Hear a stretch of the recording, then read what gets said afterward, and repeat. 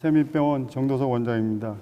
이렇게 주말 동안 지난주 진료하시는데 많은 바쁘신 시간을 보냈을 텐데 오늘 이렇게 또 주말을 맞이했는데도 이렇게 같이 공부하는 시간을 갖게 돼서 매우 기쁘게 생각합니다. 또 오늘 이렇게 당뇨와 고지혈증을 동반한 암 환자 메폴민과 스타틴에 관련된 강좌를 하게 해주신 대사학교 회장님과 여러 스텝 선생님들께 감사의 말씀 전하겠습니다. 첫 번째 사진은 제가 하나 좀 골라봤는데요. 요즘 암 특성화 전문 병원들이 이제 많이 생기는데 제가 98년도에 우연히 이제 미슬토요법을 시작하면서 그때 사랑의 병원의 그 원장을 하면서 이제 암의 그 대체약이라든가 이런 이제 컴플리멘터리 보완의학의 첫 입문을 했던 기억이 납니다. 그래서 최근에 이제 많은 병원들이 이렇게 생겨나고 또 많은 선생님들이 그때보다도 더 많은 이제 좋은 노하우와 지식과 이걸 가지고 접근하면서 최근에 이런 어떤 대사적인 접근, 또 그 몰레큘러 레벨의 어떤 캔서에 대한 어떤 정통의학 말고도 이런 보완 대체학적인 여러 부분에서 이렇게 발전하는 모습을 보고 상당히 저도 열심히 지금 공부하고 있습니다. 그래서 이렇게 좀 병원이 환자를 위해서 이렇게 환경 친화적이고 저희가 할 수 있는 일은 이제 어떤 공격적인 치료보다 어떤 이런 오늘 공부의 주제들이 될 것 같은 여러 가지 대사라든가 또 여러 가지 운동이라든가 어떤 사이콜로지컬한 어떤 문제들을 해결해 주면서 서로 시너지 이펙트를 해서 환자들이 좀 더 나은 치료 결과와 롱텀 서바이벌 할 수 있도록 도와드리는 것이 저의 임무라고 생각됩니다. 오늘 이제 당뇨와 캔서에 관한 내용인데 여러분들이 뭐 대다수 알고 계시겠고 오늘 간단히 이제 몇 가지 저하고 같이 이제 리뷰하는 시간을 갖겠습니다. 당뇨 환자들이 대부분 이제 그 여러 암에 대한 하이 리스크를 갖고 있는데요. 그래서 특히 2형 당뇨에 있는 분들이 여러 가지 이제 그 암과 관련된 여러 가지 리스크가 많이 있고 이런 것들이 이제 보통 상당히 이제 당뇨 환자들이 보통 우리 성인의 5명에 1명이나 4명에 1분이 암의 그 당뇨를 갖고 있다고 하는데 또 실제적으로 암 환자의 5명 중에 1분은 또 암 환자인 경우가 많이 있습니다. 그래서 우리가 이제 이런 암과 당뇨의 그 상관관계가 상당히 높다 이런 것들이 화두가 되고 있고 또 몇몇 그 혈당을 저하시키는 그 당뇨약을 쓰다 보니까 어떤 그 환자에 대해서 상당히 그 리스크가 감소하더라 그런 연구들이 또 많이 발표되고 있고요. 특히 2형 당뇨에 있어서 여러 가지 이제 그 갖고 있는 분들이 아래와 같이 이제 췌장암이라든가 간암이라든가 자궁의 내분비암 또 여러 가지 이제 이런 암들이 상당히 그 유병률이 높은 걸로 되어 있어서 이럼에도 불구하고 일부 저혈당을 유발시키는 약들을 복용하는 일부에서 상당히 그 생존율도 높고 암에 대한 치료율도 좀 개선되는 그런 것들이 많이 발견되고 있습니다. 미국의 그 당뇨학회나 암학회에서도 그 당뇨를 갖고 있는 분들이 특정 그 몇 가지 간이라든가 췌장이나 이런 암들에 있어서 약 2배 내지 4배 정도 리스크가 높다. 실제로 저도 이제 암 환자들하고 같이 이제 도움을 주고 있는 입장에서 보면은 최근에 그 췌장암 환자들이 많이 증가하고 있더라고요. 그래서 제가 10년, 20년 전에 보는 것보다 이게 췌장암 환자가 많은 이유가 이 당뇨하고도 많이 관련이 있지 않겠나. 그전에도 그런 생각을 많이 했습니다. 그래서 실제적으로 인슐린 세라피를 하는 경우나 설포닐 유레아 계열의 인슐린의 어떤 생산을 증식시키는 그런 치료들이 그 판크레아틱 베타셀이나 이런 것들의 과잉으로 스티뮬레이션을 해서 많이 증식하지 않겠나 이런 생각을 많이 했었는데 실제로 요즘 보면은 췌장암 환자가 많이 늘고 있습니다. 그래서 물론 당뇨 환자들도 많이 늘어나기 때문에 이런 이제 췌장암이나 다른 이런 관련된 암들이 많이 증가하고 있지 않나 생각이 되고 실제로 여러 가지 이제 뭐 다른 요소도 있겠죠. 그래서 2형 당뇨가 있으면서 연세가 많거나 또는 이제 성적인 어떤 문제, 그다음에 비만이나 뭐 여러 가지 이제 다이어트, 알코올, 스모킹들의 다른 관련된 인자들이 같이 결합했을 때 혹시 더 많이 암이 증가하는 게 아닌가 이렇게 되고 있죠.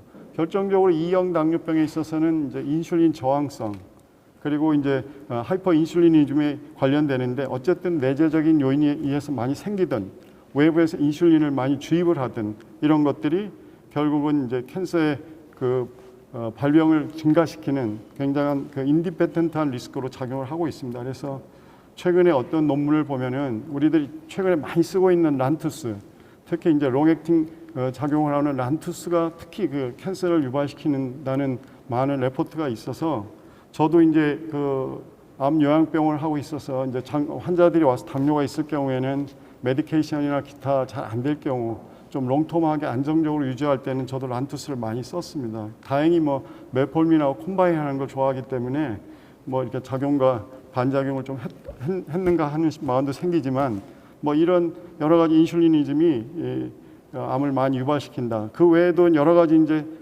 당뇨와 관련된 옥시다티브 스트레스라든가 그 다음에 에이지 프로덕트의 어떤 축적, 그 다음에 만성적인 어떤 염증, 그 다음에 이제 이런 것들이 말리그넌트 트랜스포메이션을 좀 가속화하지 않나 이렇게 보고 있습니다. 그래서 여러 약 중에서 오늘은 메폴민이 캔서 셀의 어떤 그로스라든가 프롤리퍼레이션 또 모든 이제 캔서 관련된 그런 여러 가지 인시던트를 좀 감소시키는 것이 있지 않나 하는 부분을 몇 가지 같이 좀 공부를 해보겠습니다.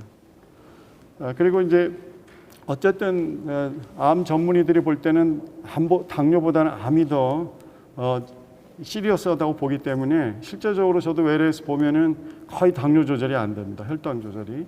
그래서 대개 뭐 150에서 250 사이 되고 있고요. 물론 뭐 췌장암이나 관련된 암이 있는 분들은 당연히 혈당 수치가 높겠지만 그렇지 않은 분도 어떤 케모세라피나 기타 뭐 여러 가지 치료를 하게 되면은 뭐 인슐린 레지스턴트가 생기든 어쨌든 어떤 원인에 의해서 BST 레벨을 좀 측정하는 것들이 중요합니다. 그래서 물론 IVC 하면서 이제 뭐 많이 비교하시면서 이제 체크하는 선생님도 계시겠지만 보통 이제 혈당 레벨을 잘 체크하면서 저 같은 경우는 이제 최근에 메폴민이라든가 다른 이런 것들에 대해서 좀 환자한테 안내하고 처방을 유도하고 있습니다. 그래서 어쨌든 당뇨보다 암이 더 위험하다라고 생각하기 때문에 혈당 조절 같은 걸 좀 방치하는 경우가 많이 있는 것 같습니다. 그래서 이런 것들이 결국은 이제 신장이나 혈관의 어떤 손상을 촉진시키고 또 면역을 저하시키면서 더 여러 가지 합병증, 해서 코모비티를 증가시키지 않나 이렇게 보고 있습니다. 그래서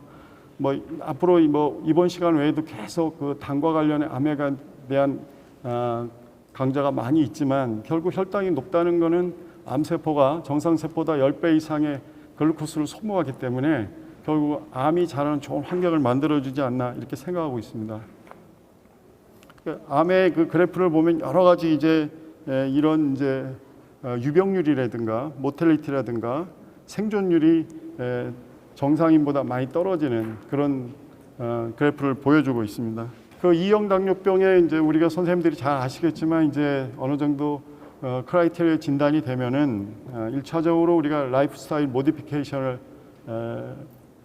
해주는 걸로 되어 있습니다. 그래서 그 다음에 우리가 당화색소를 측정해서 한 7.5% 이하일 경우는 대개 모노세라피를 해서 여러 가지 나와 있는 약 중에서 이제 선택을 하게 되겠고요.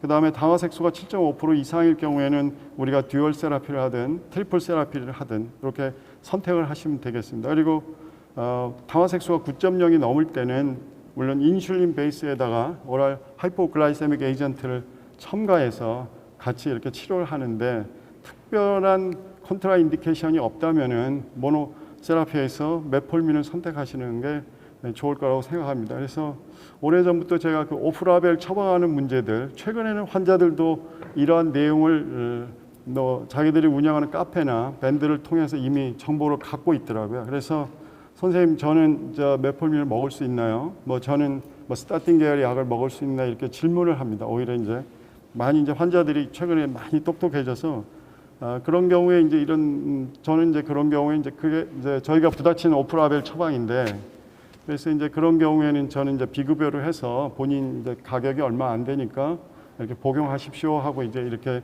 몇몇 환자들 컨트라 인디케이션만 아니라면은 뭐 권해드리고 있습니다. 그래서 여러 가지 이제 뭐 이런 약 외에도 우리가 이제 뭐 다음 시간 나오는 뭐 아세틸 살리시레이트라든가 오프라벨 할 수 있는 여러 가지 뭐 콕스테 이니비터라든가 에나실시스텐이라든가 시메티딘이라든가 등등 여러 가지 이제 그 환자가 필요할 때 이런 이제 도움이 될 수 있는 약들을 선생님들이 이런 대체해서 좀 이렇게 처방해 주는 것도 뭐 좋아질 거라고 생각이 됩니다.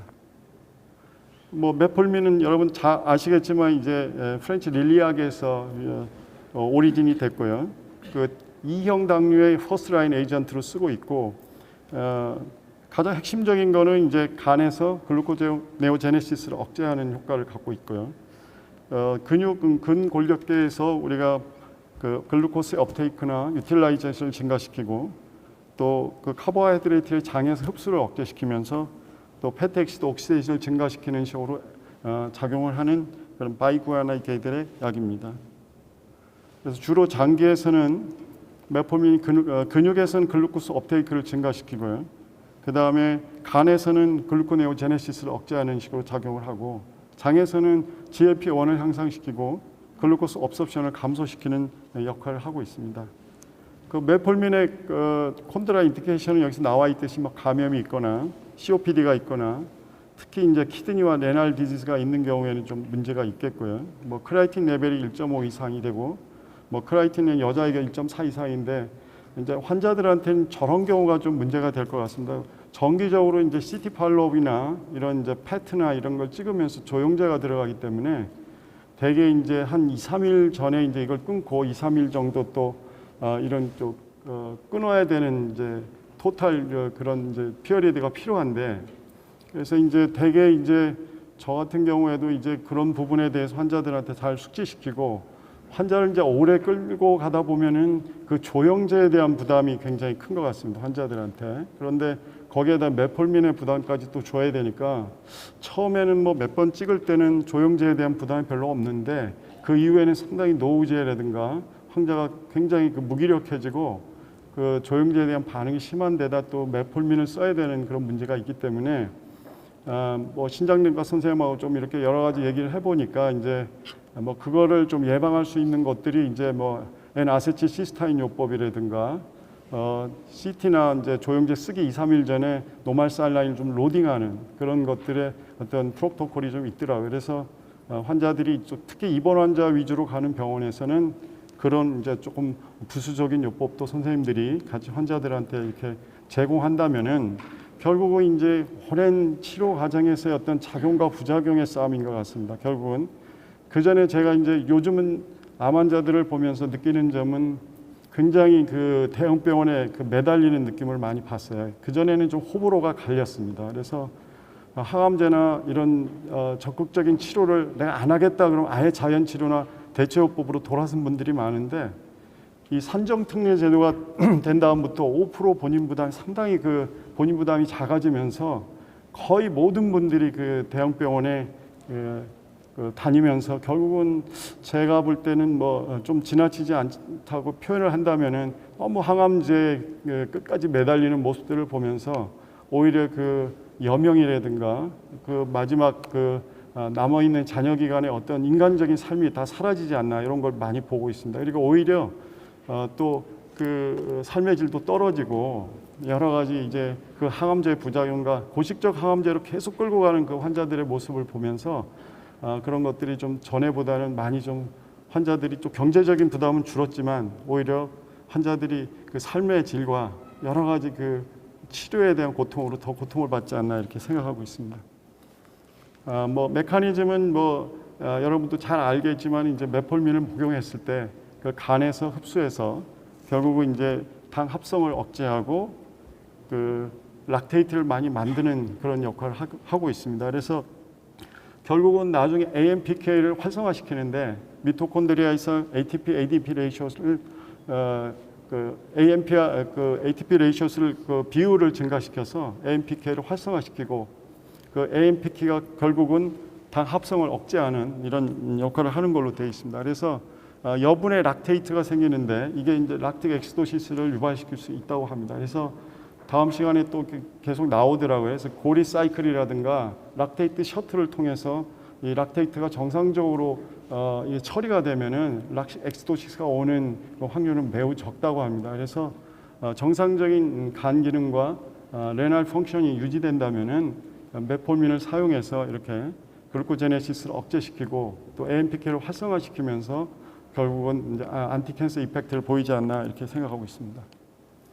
그러니까 직접적으로는 이제 간에서 아까 말씀드린 대로 글루코스를 억제하고 결과적으로 혈중 인슐린이나 IGF-1 레벨을 감소시켜서 IRS나 IGF-1 리셉터를 억제하고 결국은 이게 PI3K라든가 MAPK 그 패스웨이를 억제해서 그 튜머 셀의 그로스와 서바이벌을 억제한다. 이게 이제 기본적인 메폴민의 그 인다이렉트 이펙트고, 다이렉트 이펙트는 이제 캔서 셀 안에서 미토콘드리아의 AMP ATP 레이셔를 증가시켜서 결과적으로 AMP를 K를 활성화시켜서 AMP K 역할이 멀티 액션이 있습니다. 그래서 여러 가지 이제 중요한 안티 안지오제닉 이펙트라든가 여러 가지 이제 스템셀, 캔서 스템셀에 대한 억제를 한다든가 뭐 이렇게 셀 사이클에 작용하는 그 역할을 억제한다든가 mTOR C1을 또 억제한다든가 뭐 여러 가지 리피트 합성을 억제해서 셀 그로스한테 필요한 셀 서페이스 레이어를 억제하는 식의 어떤 셀 그로스와 프롤리퍼레이션 이런 것들을 억제하는 걸로 이렇게 생각이 됩니다. 그러니까 결국은 이제 메폴민은 이렇게 중요한 네 군데에서 작용을 하는데요.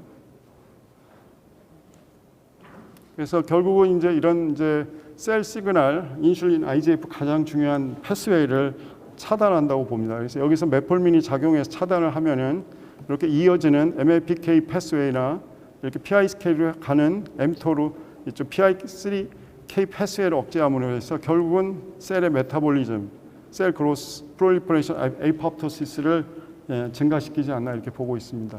그래서 결국은 여기에서 이제 같은 얘기인데요. 그래서 결국은 이제 mTOR 패스웨이를 차단하게 돼 있는데 아까 말씀드린 PI3K 패스웨이가 AKT로 패스가 차단되기 때문에 TSC1 그 mTOR C1의 네거티브 레귤레이터를 갖고 있는 T1C1이 활성화되면서 결국 mTOR C1이 억제되고 라파마이신인데 결국 이 같은 이제 메폴민이 같은 역할을 한다. 그래서 그 mTOR C1이 이게 셀 그로스나 이쪽에 가장 중요한 역할을 하는데 그 mTOR는 그 투 콤플렉스로 돼 있고 mTOR C1과 mTOR C2가 있는데 이 결국 mTOR는 그 프로테인 신세시스의 가장 마스터 레귤레이터 역할을 하고요. 그 다음에 여러 가지 이제 세포의 그 영양과 에너지 상태에서 조절되는 걸로 되어 있습니다. 그 다음에 LK1 AMPK 패스웨이 그 튜머 셀의 어떤 메타볼리즘과 그로스에 그 영향을 주고 있는 그 LK와 AMPK의 그 메폴민이 결합해서 이 AMPK가 활성화되면서 결국은 TS1에서 mTOR C1을 억제하는 그런 역할을 해서 프로테인 트랜슬레이션 억제해서 그로스를 억제하는 걸로 되어 있습니다. 결과적으로 또 리피드 메타볼리즘도 억제하는 그런 메커니즘을 갖고 있습니다. 그 다음에 그 안티프롤레티브 액션을 갖고 있는데 결국은 메폴민이 여러 가지 뭐 다른 천연물도 있지만은 여러 가지 여기에서 DD1, DDIT4, DNA 데미지 트랜스크립트 4라는 것들을 활성화시키면서 결국은 mTOR을 억제시키고 결과적으로 아까 보인 그런 여러 가지 셀 프로테인을 억제시키는 역할을 한다고 되어 있습니다.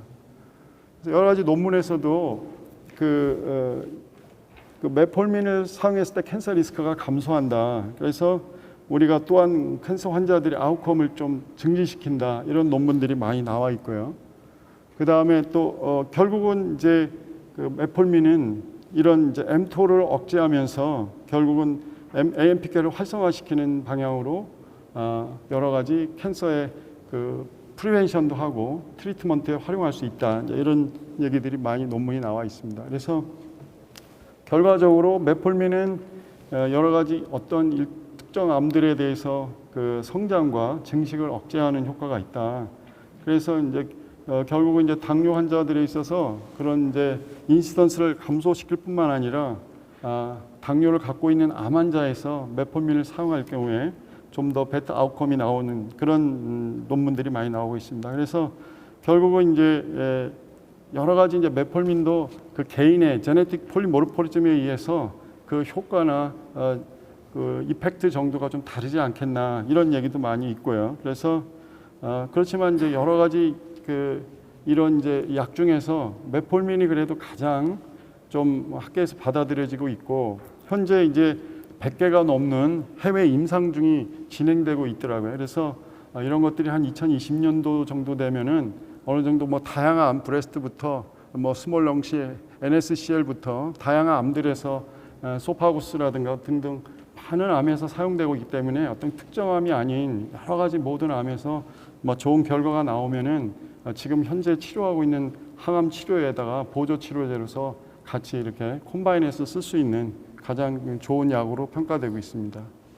그 다음에 이제 두 번째 주제 이제 스타틴에 대해서 말씀드리겠습니다. 스타틴은 결국은 이제 HMG 코에 리덕타즈 이니비터인데 당뇨 환자들이 이제 제일 문제가 되는 건 선생님들도 잘 아시겠지만 이제 심혈관 질환이지 않습니까? 그래서 그런 인시던스가 굉장히 높기 때문에 그 이제 디슬리피디아가 문제가 되는데 특징적으로 이제 TG가 향상돼 있고요, HDL이 감소되고 LDL-C가 증가되어 있는데 그 중에서도 SD 타입, 스몰 댄스 타입이 증가한답니다. 그래서 결국 스몰 댄스 타입이 결국은 그 이제 CVD나 CHD의 가장 핵심적인 원인이 되는데 결국은 요게 라지 댄스 타입이 아니고 스몰 댄스 타입이 많아지는 경우는 결국은 TG가 높을 경우랍니다. 그래서 TG가 의미 있게 상당히 높은 경우에는 스몰 댄스 타입이 굉장히 증가하면서 그 스몰 댄스 타입 마크로페이지나 이런데 앵걸핑이 돼가지고 그런 것들이 인플라메이션을 촉진하면서 또 플라크 형성을 증식시키고 그래서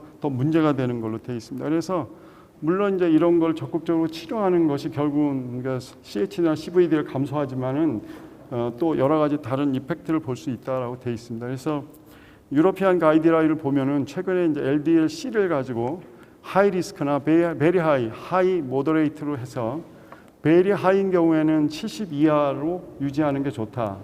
하이 그룹에서는 100 이하로 유지하는 것이 좋다. 그다음에 로와 모더레이트에서는 115 이하로 유지하는 것이 좋다라고 가이드라인을 주고 있습니다. 그래서 좀 철저히 당뇨 환자의 경우는 뭐 70 이하가 좋겠다. 그래서 CVD가 다큐멘트 된 사람이나 또 리스크 팩터를 갖고 있는 당뇨 환자는 뭐 70 이하, 낮으면 낮을수록 좋다. 그래서 뭐 50 이하까지도 유지하라고 되어 있습니다. 그래서 어쨌든 뭐 이런 이제 당뇨 내분비 학회 관련된 그 의사들이 주장하는 거는 이제 이렇게 로우 레벨에서 유지하는 것이 좋다라고 되어 있습니다. 그래서 주로 이제 쓰는 당뇨약들이 보면 이제 아트로바스틴부터 뭐 로스바스탄까지 제일 많이 사용 처방되고 있고 처방 비율을 보니까 아토로가 1위더라고요. 그 다음에 이제 로스바스탄이 2위인데 실제적으로 이제 보면은 이제 로슈바스타틴하고 아트로바스타틴이 이제 할프라이프가 길기 때문에 그 하고 뭐 여러 가지 이제 그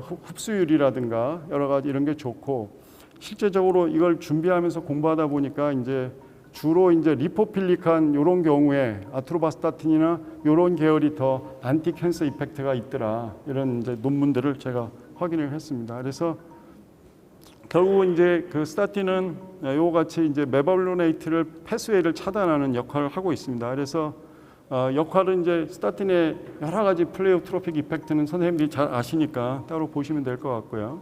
결국은 이제 HMG 코에이지 이런 과정에서 그 HMG 코에 리덕타즈를 차단하고 메발로네이트를 억제하면 생산 억제하면서 이렇게 쭉 여러 가지 콜레스테롤 생산도 억제하고 프로테인 프레닐레이션을 억제하면서 결국은 암세포가 증식하고 성장하는 과정에서 필요한 원료들을 생산을 공급을 저하시키면서 캔서의 프로그레션을 좀 억제하지 않나 이런 이론인 것 같습니다. 그래서 여러 가지 이제 그런 스타틴 계열을 쓰다 보니까 뭐 이런 연구 저런 연구 하다 보니까 그런 이제 여러 가지 메커니즘을 통해서 암세포의 성장과 증식을 억제할 수 있고 그런 것들이 많은 연구원들이나 의사들한테 관심이 돼서 결국은 이제 HMG 코에 리덕타즈를 억제하다 보면은 메발로네이트 페이스가 억제가 되고 이것이 결국은 셀 멤브레인 인테그리티나 셀 시그널링, 프로테인 신세시스, 셀 사이클 프로시션의 아주 중요한 물질이기 때문에 이걸 좀 억제하면서 결국은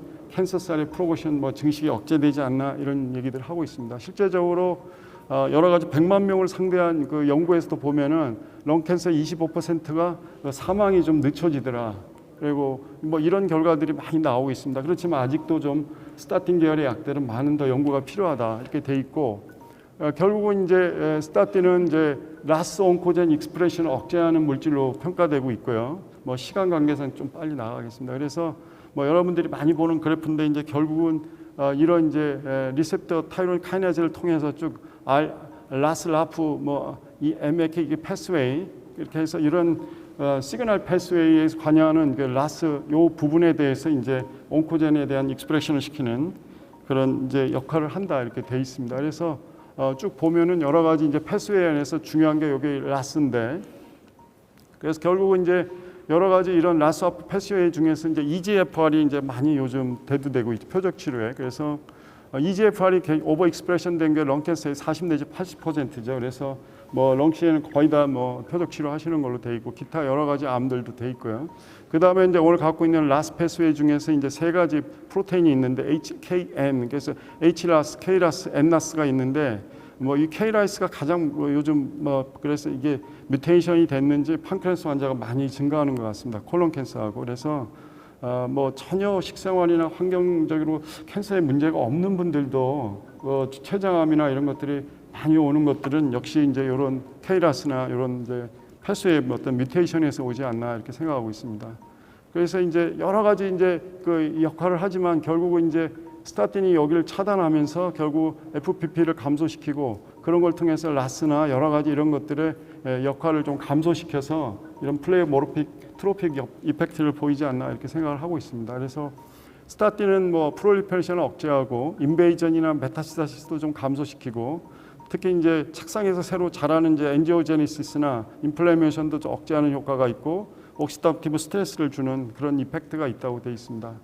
결국 이제 캔서 셀 안에서도 뮤테이션된 P53을 갖고 있는 캔서 셀이 HMG 코에이지를 스타틴으로 억제했을 때 이런 이제 효과를 볼 수 있고요.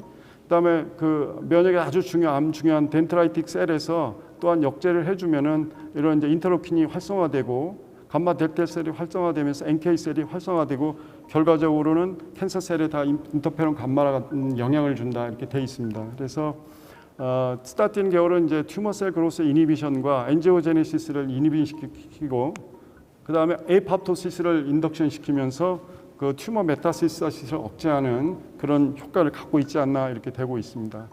또 이제 스타틴에 대해서 이제 우리가 쓰다 보면은 꼭 캔서가 아니더라도 여러 가지 이제 그 뉴트리션의 어떤 데플레이션이 생기는데, 특히 이제 그 코엔자임 Q10 그 미토콘드리아에서 중요한 역할을 하는 이거에 그 결핍이 올 수도 있고요. 바이타민 D나 바이타민 K2가 결핍되기 때문에 스타틴을 약을 쓰는 경우에 이제 이런 것들을 좀 보충해주고, 뭐 비타민 D는 뭐 선생님들이 많이 처방하고 하기 때문에 큰 문제는 없을 것 같은데, 특히 이제 코큐테이나 비타 K2에 대해서 좀 관심을 갖고 환자들한테 좀 사용할 수 있도록 해주시면 좋을 것 같습니다.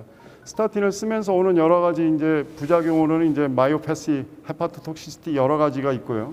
그 다음에 뉴 온셋 한 그 DM이 있다고 하는데, 그거는 이제 뭐 그 글루트1이라는 그 글루코스 트랜스포터의 어떤 뭐 콜레스테롤 합성이라든가 이런 것들에 대한 차단을 하기 때문에 꼭 셀 멤브레인에 문제가 있으면서 혈중의 하이퍼글라이세미아가 증가하는 이유로 뉴 온셋 DM이 발생한다는 그런 이론이 있습니다. 그래서 뭐 결국 스타틴은 결국 부작용인데, 부작용을 어떻게 최소화하느냐 하는 문제는 이제 그쪽으로 좀 더 공부를 하시면 좋을 것 같습니다. 그래서 뭐 스타틴에 대해서는 뭐 좀 디베이팅하고 컨트로버시한 이론들이 많이 있습니다. 그래서 일부에서는 뭐 실제적인 이론 같이 그 콜레스테롤 레벨이 떨어지지 않는다.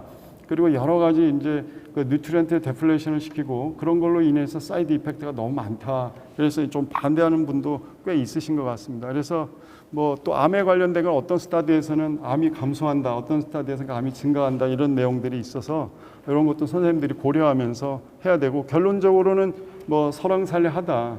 스타틴에 대해서는 어떤 경우는 암을 증식시키고 어느 경우는 암을 억제하는 이론이 있지만, 결론적으로 그래도 뭐 클리어 컷한 앤서는 없지만은 그 대체적으로 심바스티틴이나 로슈바스타틴하고 플루바스타틴에서 안티캔서 이펙트가 있더라 이런 얘기가 많이 있습니다. 그래서 특히 이제 쓸 때는 이제 고령이나 여러 가지 이런 것들을 고령해서 스타틴 계열을 쓰고, 혹시 안티캔서 이펙트를 갖고 있어서 당뇨면서 디슬리피데미아가 있는 분들은 이런 이제 내용에 대해서 잘 설명을 하고 여러 가지 다른 팩터들을 고려해서 스타틴하고 메폴민을 쓰면서 환자한테 잘 설명을 하고 그 뭐 부작용이라든가 뭐 여러 가지를 보면서 잘 사용하시면 좋은 항암의 보조 치료제로 쓸 수 있을 것 같습니다. 여기까지입니다. 감사합니다.